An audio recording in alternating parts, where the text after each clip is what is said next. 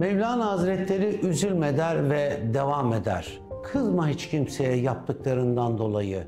Aksine teşekkür et ihanet edenlere sadakati öğrettiği için. Minnet duy yalancılara doğrunun farkına varmanı sağladıkları için.